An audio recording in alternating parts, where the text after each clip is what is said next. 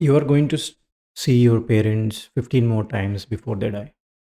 So this is one of the statement from the book is Five Types of Wealth by Sahil Bloom.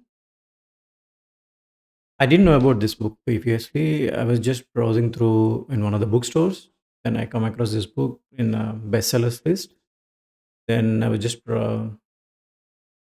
looking over the book and what are the contents and all. It looks interesting. Then I borrowed it from the library. So that statement, like you'll only see like 15 more times your parents before they die. I mean, logically, it's correct. So in terms of like if you are living in cities and your parents are in native place and maybe they are 65, around 65 years of age, then if you take the life expectancy maybe 80 or based on whatever that life expectancy, then if you are only going to your native place like yearly once, then obviously you will be only seeing 15 more times. So you're not going to spend enough time with them.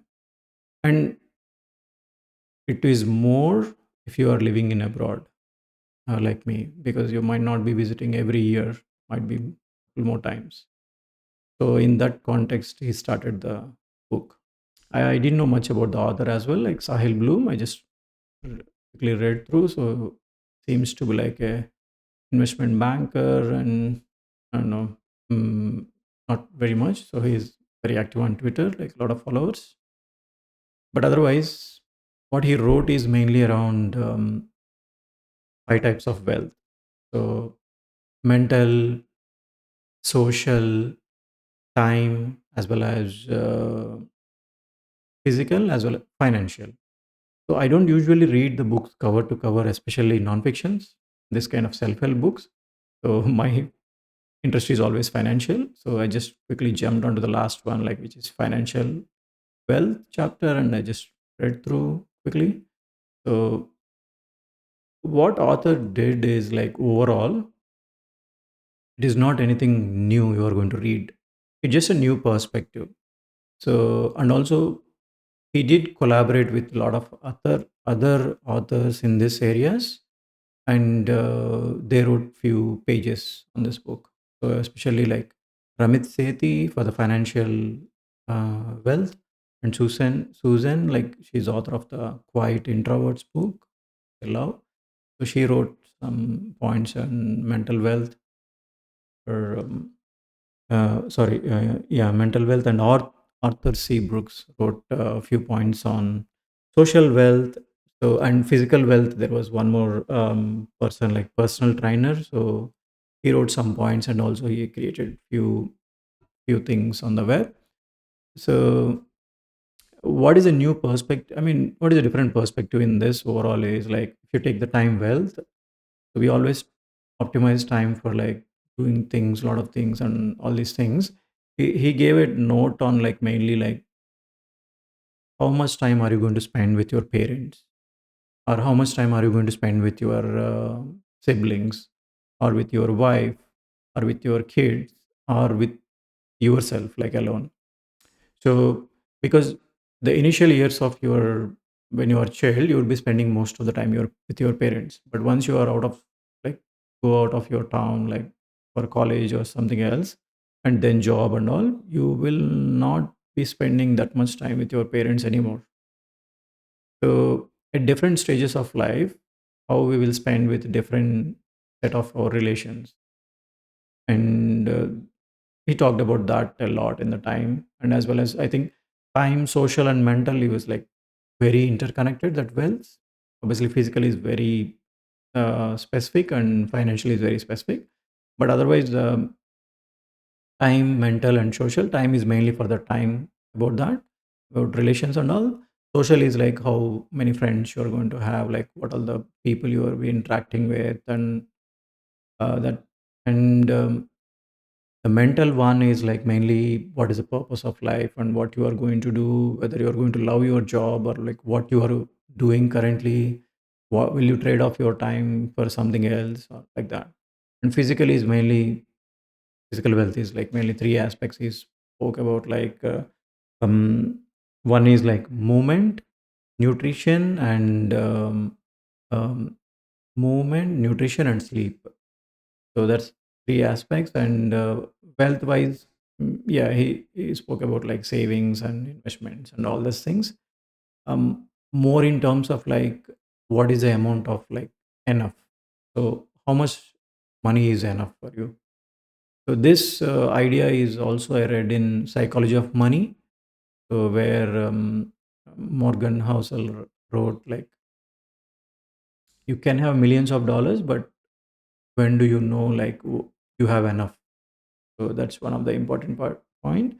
And I like another point from Ramit Sethi is like he likes like don't ask $10 or $30 question, ask $3,000 question.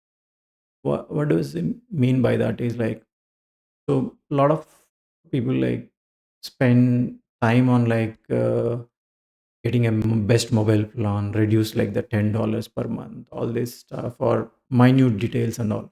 But they'll not spend any time on like spending um how what investment option you choose in a long term for like huge assets and all your savings and other things.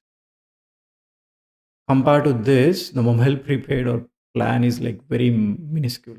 So that's why like asking $30 question, 30 or $3,000, $30,000 question. Or also we try to save on coffee and all. It doesn't matter much in the long scheme of things, but it matters what investment options you choose.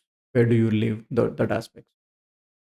So, and also in terms of the social wealth friend aspect, I liked one idea, and I mean, currently I'm into that as well. Like, so people will be much happier when they live closer to your friend circle so that they can meet and meet a lot of times and relations and all. Especially, I mean, I live in abroad now because I don't have any family here in Melbourne, Australia. So we're already living in one suburb currently for 3 years now. So we've made a lot of friends, good friends here. I mean, personally, me as well as my son has a lot of tennis friends.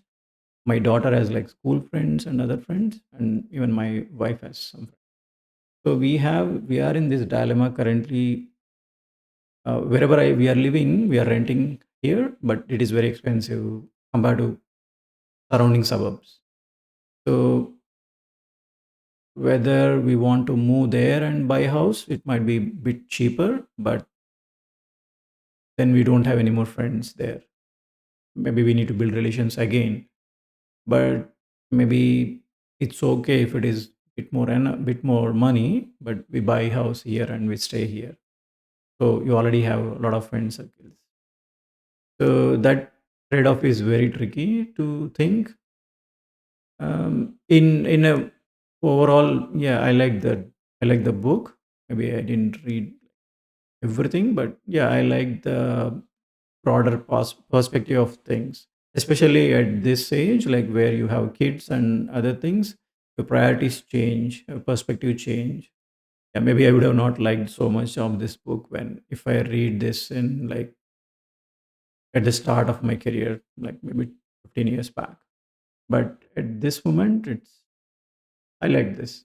I would definitely suggest for like parents or who are recently married that age. So that's all for this. Watching.